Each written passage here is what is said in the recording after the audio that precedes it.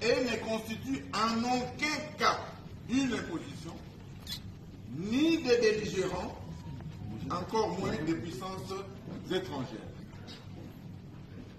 La Constitution a été conçue pour assurer le bon fonctionnement des institutions de la République, prévenir les conflits internes, promouvoir et consolider la cohésion et l'unité nationale, garantir les libertés publiques, promouvoir l'état de droit, empêcher les dérives dictatoriales et garantir une alternance démocratique régulière. En outre, il n'y a rien de plus faux que l'affirmation de M. Félix Tshilombo déclarant à Lubumbashi que l'article 217 serait responsable de l'occupation de nos terres par des étrangers. En réalité, là, il confond la notion de souveraineté avec la notion de cession de terre.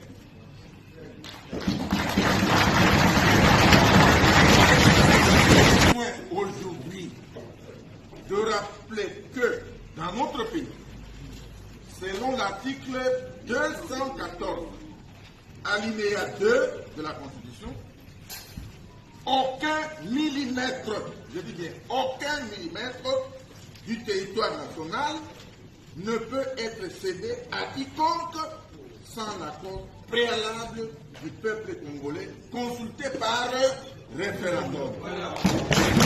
Disposition de la Constitution du 18 février 2006 n'empêche M. Tshisekedi Tshilombo d'améliorer les conditions sociales du peuple congolais.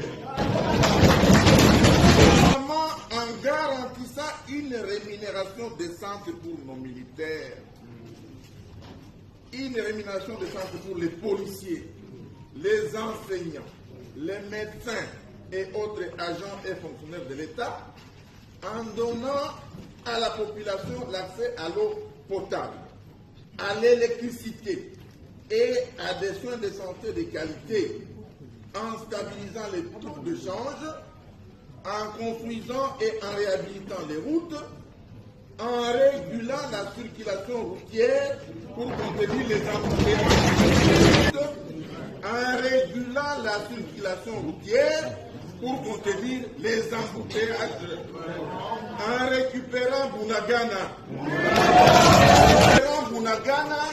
et la centaine d'autres localités occupées par le M23,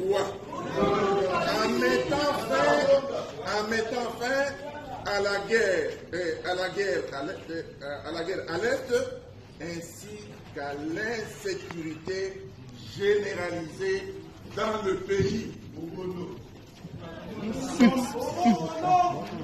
Nous sommes tous témoins de ce que la souffrance du peuple congolais a atteint des niveaux tragiques et insupportables.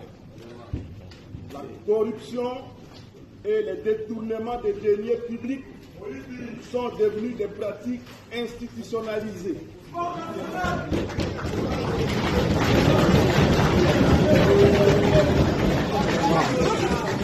L'espace de liberté s'est gravement rétréci. La répression contre l'opposition a conduit jusqu'à l'ignoble assassinat de l'honorable Chérubin Okende.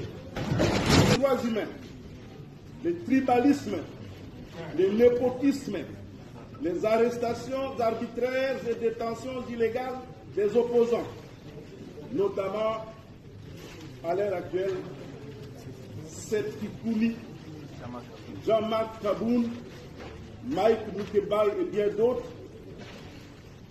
Les arrestations arbitraires et détentions illégales également des journalistes et des défenseurs des droits humains sont désormais des faits quotidiens dans ce pays. Le changement de la Constitution voulu par M. Tshisekedi Tshilombo intervient dans un contexte de crise profonde. La RDC, notre pays, est confronté sur son intégrité territoriale à une grave menace alimentée par l'ingérence directe du Rwanda et de l'Ouganda et la résurgence du M23. À cela s'ajoutent les violences des ADF à Beni et Irumu, de Codeco et Zaïre, qui sont des groupes armés en Ituri, la présence de troupes burundaises au sud Kivu, les massacres perpétrés par les Mobondo dans les territoires de Kwamut, de Bagata, de Kenge,